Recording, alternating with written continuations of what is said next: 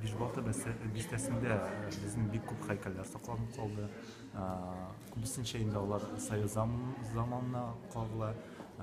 Шул конструктивизм стилендә 20-30-40 еллар стилендә, әмма ул ансы да тарих татар халкына да, гомумән Казан, Татарстан халкына да кагылышлы бик мөһим тарих булып тора.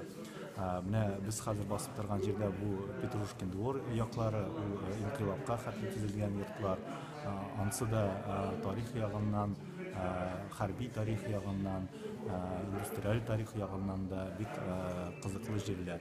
Инде конкрет Бишбалтага килгәндә, Бишбалта бистәсе ул безнең татар бистәсе. Анда татар мөхите булган, анда татар халкы яшәгән, анда безнең иске мәчетләребез булган.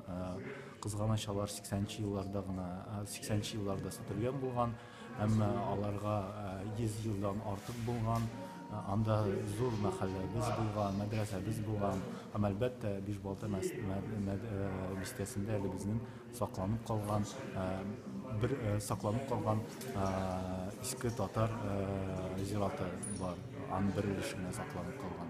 Анда әле безнең Сара Садыйковага кагылышлы бер йорт бар, аның бабай Ахмадишах бай торган, ул да йорт сакланып калган. Шул яктан, тарихи яктан бу җирлек безнең өчен бик тә мөһим. Инде киләчәгенә килгәндә, монда бик зур реконструкция проекты була, төзекләндерү, торгызу бу җирлекне, һәм бу проектта бөтен дөнья татар эшләре форумы фикере буенча, татар җәмәгатьчелеге фикере буенча бу проектта татар мәдәниятенә, татар тарихына кагылышлы яңалыклар да кертелергә тиеш була. Архитектурада булсын, объектларда булсын, ниндидер мәдәни җирлекләрдә булсын, анда барысында да ниндидер татарлык, татар факторы булырга тиеш дип уйлыйбыз. Бу экскурсияларны сез беренче тапкыр уздырмысыз. Аның максаты нәрсәдә? Хәзерге вакытта файдасын күрәсезме?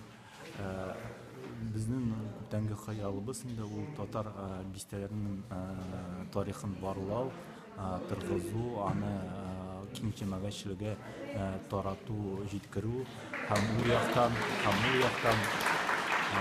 безнең өчен яңа татар бистәсе җирлеге бик тә мөһим булды. Менә Бишбалта, Казанда әле тагын берничә татар бистәсе бар, ул җиләкле урыннарда.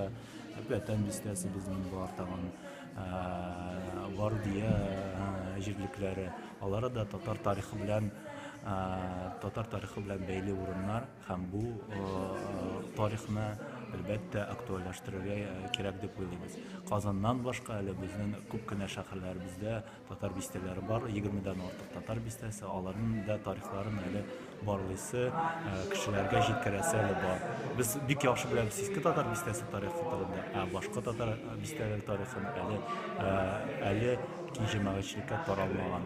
Һәм безнең максатыбыз инде алда бу тарихны барлап кешегә җиткерү, һәм әгәр дә ниндидер яңалыклар кертелә икән бу җирлектә, анда татар мәдәнияте булу безнең өчен бик тә мөһим.